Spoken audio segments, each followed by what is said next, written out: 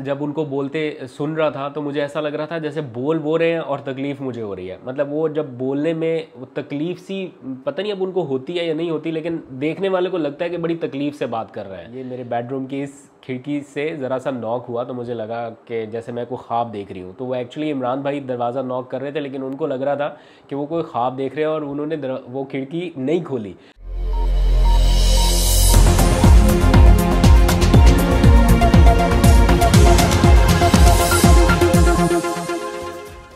बिस्मिल्लाहिर्रहमानिर्रहीम, अस्सलाम वालेकुम। पाकिस्तान और दुनिया भर में देखने और सुनने वालों को अब्दुल कादिर का सलाम। आज का ये व्लॉग थोड़ा जुगाड़ू किस्म का व्लॉग है। आई विश कि मैं आपको दिखा सकता कि इस वक्त किन हालात में व्लॉग रिकॉर्ड हो रहा है। आगे पीछे कोई स्टैंड नहीं है, कोई ट्राईपोड नहीं है, लेकिन बड़ी मुश्किल सी सिचुएशन से कहीं पे कैमरा फंसाया हुआ है। तो इन केस ये टेक्निकलिटीज़ से आउट हो व्लॉग तो आपने बुरा नहीं मानना, बे विद मी।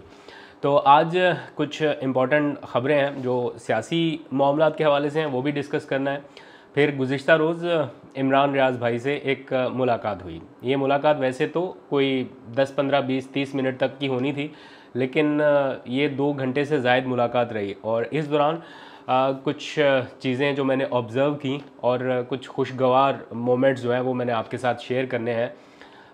बहुत सारी बातें हैं जो करना चाहता हूँ आपके साथ इस मुलाकात के हवाले से, तो वो मेरा ख्याल व्लॉग के अगले हिस्से में कर लेंगे। पहले ज़रा सी पॉलिटिकल मामलात के हवाले से जल्दी से बात कर लेते हैं, क्योंकि आपको पता है चेयरमैन पीटीआई इमरान खान का अब जेल में ट्रायल जो है वो साइफ़र केस में शुरू होने वाला है। पहले तोशाखाना केस में जिस तरह से तेज़ी से ट्रायल चलाया गया, उसी तर्ज पर लग रहा है कि साइफ़र ट्रायल जो है वो जेल में चलाया जाएगा। 4 अक्टूबर की तारीख थी जब अदालत ने कहा था कि इमरान खान को हमारे सामने पेश किया जाए ताकि उनका ट्रायल शुरू हो सके, लेकिन वजारत कानून ने नोटिफिकेशन निकाल दिया कि उनका ट्रायल जो है वो जेल में ही होगा। तो एट द मोमेंट जो मुझे लग रहा है, जो सिचुएशन इस वक्त नज़र आ रही है, सुप्रीम कोर्ट बहुत तेज़ी से मुकदमात को निपटा रही है। जितने भी मुकदमात पेंडिंग थे उनको हफ्तावार बुनियादों पर आपको बता रहे हैं कि कितने मुकदमात हो गए हैं, कितने रह गए हैं, कितनों का फैसला आ गया। बहुत तेज़ी से मामला चल रहे हैं। और दूसरी तरफ लोअर कोर्ट में सिर्फ ये वाला जो मामला है, इसके ऊपर लग रहा है कि बहुत ज़्यादा जल्दी दिखाई जा रही है। जिस तरह से तोशाखाना केस में जल्दी ट्रायल हुआ, सज़ा हुई, गवाहों को बुलाया, इसी तरह लग रहा है कि ये साइफ़र केस के मामले पर भी अभी उनकी ज़मानत का केस पेंडिंग है। उसके ऊपर आपको मैंने कल के व्लॉग में भी बताया था कि 15 सितंबर के बाद अभी तक ज़मानत का फ़ैसला नहीं हो सका, उसके ऊपर दलाइल नहीं शुरू हो सके। इब्तदाई जो दलाइल हतमी तौर पे उन्होंने देने थे वो नहीं अभी तक दे सके। लेकिन दूसरी तरफ क्या है कि ट्रायल शुरू हो रहा है जेल में। तो लग रहा है कि सुप्रीम कोर्ट और लोअर कोर्ट तो तेज़ी से मामला निपटा रहे हैं, लेकिन दरमियान में जहां पर इमरान खान के सारे मुकदमात कहीं रुके हुए हैं, फंसे हुए हैं, फैसले महफूज हैं, यानी हाई कोर्ट में, वहां से उनका मामला आगे नहीं बढ़ रहा, यानी डायरेक्ट सुप्रीम कोर्ट की तरफ नहीं जा पा रहा। या तो वहीं पे है, फैसला महफूज है, या वहाँ से remand back to lower courts है, या फिर लोअर कोर्ट से दोबारा से हाई कोर्ट में है। तो वहाँ से आगे का सुप्रीम कोर्ट का रास्ता इस वक्त लीगल टीम को नहीं मिल रहा, ऐसा लग रहा है, तासुर ऐसा आ रहा है। और उनके वकला भी यही बता रहे हैं कि जो थोड़ी सी सुस्ती नज़र आ रही है या कम तेज़ी से जो मामला आगे बढ़ रहे हैं, वो शायद उनको लग रहा है कि जो इस्लामाबाद हाई कोर्ट है वहाँ से है। बहरहाल अब इस मामले में क्या आगे पेशरफ्त होनी है वो कल पता चलेगा। कल चूँकि 4 अक्टूबर है तो जेल में ट्रायल जो है वो शुरू हो रहा है। इसमें 28 गवाहान है। आपको पता है कि एक एक करके गवाहान को बुला के और जल्दी से जल्दी ये केस भी कंक्लूड किया जा सकता है। दूसरी अहम खबर है चेयरमैन पीटीआई इमरान खान को पार्टी सदारत से हटाने और बल्ले का निशान वापस लेने के हवाले से जो खबरें हैं वो एकदम से फिर गर्दिश करने लग गई हैं कि शायद पीटीआई से बल्ले का निशान वापस लिया जाने वाला है और इमरान खान को पार्टी सदारत से हटाया जा रहा है या सदारत खतरे में है। उसकी वजह यह है कि कोई दरख्वास्त इलेक्शन कमीशन में गई है जिसे फिक्स कर दिया गया है और इलेक्शन कमीशन से ये कहा गया है कि चूँकि चेयरमैन पीटीआई या उनकी पार्टी जो है वो ममनुआ फंडिंग लेती रही है, तो इसलिए इनके खिलाफ कार्रवाई करते हुए एक तो इमरान खान साहब को आपने चूँकि नाअहल किया था तो अब उनको पार्टी सदारत से भी हटाया जाए और दूसरा इनसे बल्ले का निशान भी वापस लिया जाए। तो 2 अलग अलग दरखास्तें हैं जिनको फिक्स कर दिया गया है समाअत के लिए इलेक्शन कमीशन में। 10 अक्टूबर को इन मामलात की भी समाअत होनी है, देखते हैं क्या होता है। लेकिन बड़ी ट्रिकी किस्म की एक मूवमेंट या ट्रिकी मामलात आगे बढ़ रहे हैं बहुत तेज़ी से। जैसे जैसे इलेक्शन करीब आ रहा है तो पहले तो ये था ना कि इमरान खान को बाहर करना है, फिर ये भी खबरें आई कि बल्ले का निशान ही ना हो, यही वाहिद हल है। जिस किस्म की पॉपुलैरिटी है, जिस तरह से इमरान खान ने जेल में रहते हुए भी पूरी नून लीग को एक तंग गली में धकेल दिया है, वो छोटी छोटी गलियों में जलसे कर रहे हैं, तो अब इसके बाद भी उनके पास क्या ऑप्शन बचता है कि बल्ले का निशान ही ले लिया जाए। क्योंकि ताज़ा तरीन जो सर्वे आया है उसमें लोगों ने ये बताया कि अगर पीटीआई मैदान में ना हुई, पहली तरजीह तो पीटीआई है, लेकिन अगर पीटीआई ना हुई तो फिर हो सकता है वो पीपल्स पार्टी की बजाय नून लीग को वोट दे दे। तो इसलिए बल्ले का निशान क्या बाहर रखना है, तो 10 अक्टूबर को इसके ऊपर भी समाअत होनी है, लेकिन इतना आसान काम नहीं होगा, मुश्किल होगा।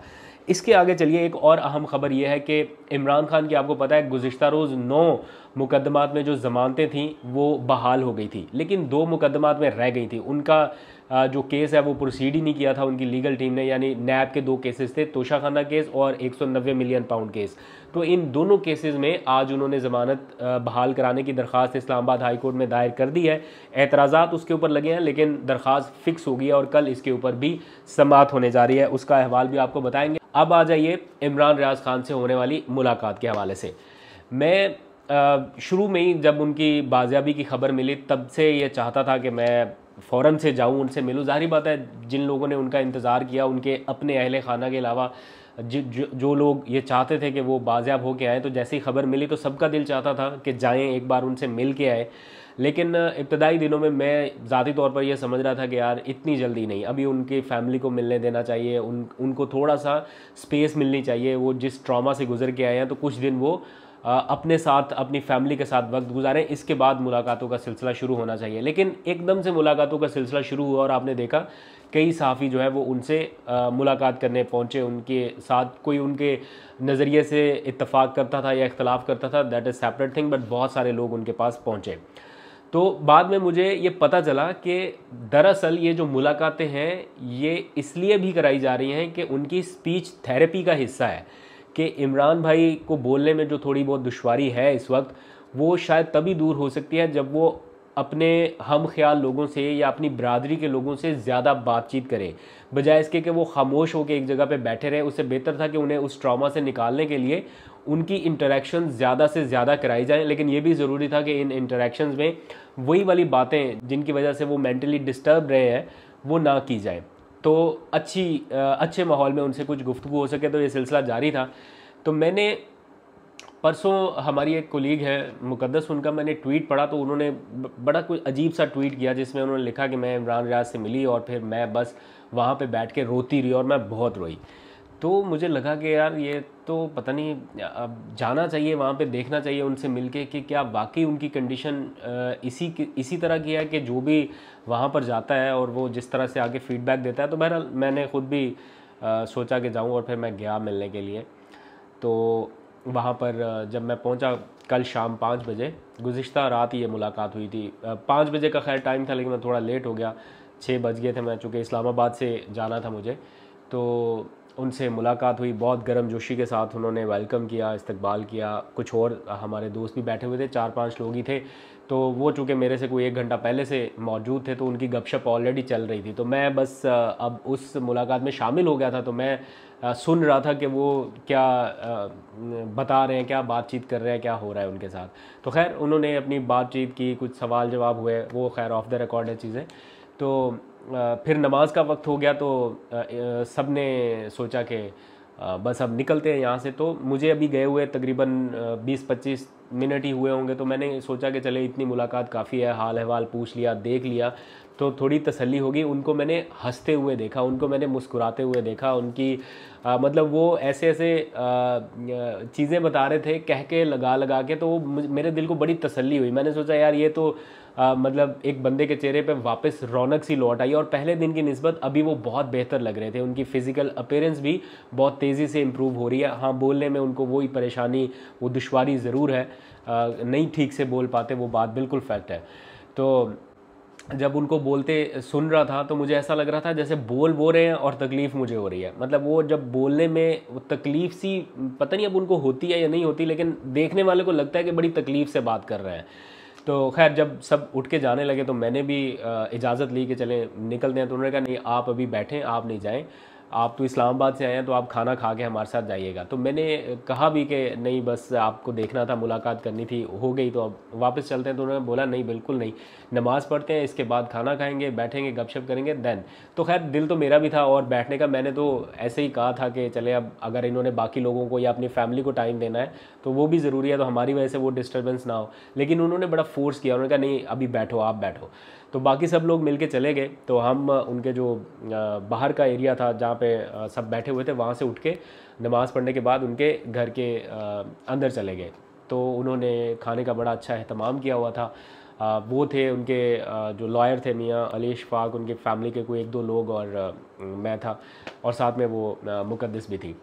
तो वो खाना खुद से सर्व कर रहे हैं, रख रहे हैं, एक एक मूवमेंट से, उनकी एक एक बात से प्यार झलक रहा था, आजिज़ी झलक रही थी, मोहब्बत झलक रही थी। और कहीं पे भी ये नहीं फील आया, 1 मिनट के लिए भी, 2-2.5 घंटे की ये मुलाकात रही, 1 मिनट के लिए भी ये नहीं लगा कि कहीं से ये बंदा टूटा हुआ है या कहीं से ये बंदा बिखरा हुआ है। ऐसा लग रहा था कि हौसले का पहाड़ है जिस तरह से बंदा, आजिज़ी भी उसी तरह से, भरपूर आजिज़ी, भरपूर प्यार मोहब्बत, एक एक बात उनको याद है। लेकिन कहीं ना कहीं उनके दिलो दिमाग में कुछ चीज़ों पे गुस्सा है, बहुत ज़्यादा है, उसका इजहार नहीं करते। लेकिन ये पता चला कि वो एकदम से उस चीज़ में चले जाते हैं वापस जहाँ पर उन्हें नहीं जाना। तो उस चीज़ से अभी वो टैकल कर रहे हैं। और समटाइम्स ऐसी सिचुएशन उनकी हो जाती है कि स्टिफनेस उनको एक तरह से फ़ील होती है और वो फिर उनको ज़्यादा तकलीफ़ का सामना करना पड़ता है। लेकिन इसके लिए उनकी डॉक्टर्स की जो टीम है वो कोशिश कर रहे हैं। मैंने उन्हें बताया कि मेरे साथ पर्सनली ये एक्सपीरियंस हो गया कि जब मैं हज पे गया था तो कौन सा ऐसा बंदा है जिससे मैं मिला हूँ और उसने मेरे से आपके बारे में ना पूछा हो। तो मैंने कहा हर शख्स ने आके आपके बारे में पूछा, हर किसी ने आपके बारे में जानने की कोशिश की, जब मैं यहाँ पर भी था तब भी। तो आपको पता है, आपको अंदाज़ा भी है कि लोग आपसे कितना प्यार करते हैं। तो उन्होंने कहा कि सच्ची बात मैं बताऊं कि शायद इन लोगों को भी अंदाज़ा नहीं है कि मैं इनसे कितना प्यार करता हूं, मैं इनसे भी ज़्यादा प्यार करता हूं। तो वो बड़े अच्छे माहौल में, बड़े ख़ूबसूरत माहौल में बातचीत हुई। फिर भाभी आ गई, तो भाभी के चेहरे के ऊपर जो स्माइल थी या जितनी उनको खुशी थी और जिस तरह से उन्होंने रिएक्ट किया, जिस तरह से वो इमरान रियाज़ भाई को एक तरह से मतलब पैम्पर कर रही थी, पैम्पर तो खैर नहीं कह सकते, लेकिन जितना वो खुशी का इजहार कर रही थी उनके होने से, उससे लग रहा था कि इन्होंने 144 दिन किस कर्ब में गुजारे होंगे। और फिर उन्होंने थोड़ा बहुत उसका इजहार किया भी। और फिर उन्होंने बताया कि सुबह सुबह के वक्त अभी जब नमाज की तैयारी हो रही थी तो ये मेरे बेडरूम की इस खिड़की से ज़रा सा नॉक हुआ, तो मुझे लगा कि जैसे मैं कोई ख्वाब देख रही हूँ। तो वो एक्चुअली इमरान भाई दरवाज़ा नॉक कर रहे थे, लेकिन उनको लग रहा था कि वो कोई ख्वाब देख रहे हैं और उन्होंने वो खिड़की नहीं खोली।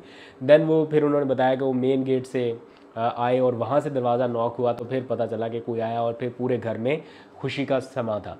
तो वो भाई को और भाभी को इस तरह से साथ देख के, उनका जो कपल था, वो पहले तो हमने पिक्चर्स में ही देखा हुआ था, लेकिन रियल में देख के वो जितना प्यारा लग रहा था, जितना अच्छा लग रहा था उनको साथ देख के, वो बहुत ही खूबसूरत था। फिर बातें करते करते इमरान भाई ने बोला आओ, उन्होंने कुछ अपने घर में कुछ पेट्स रखे हुए हैं, वो दिखाने लगे उनको किस किस चीज़ का शौक़ है, घुमा फिरा के ना। तो कुछ बहुत पुरानी चीज़ें उन्होंने रखी हुई है, तो वो भी दिखाने लगे।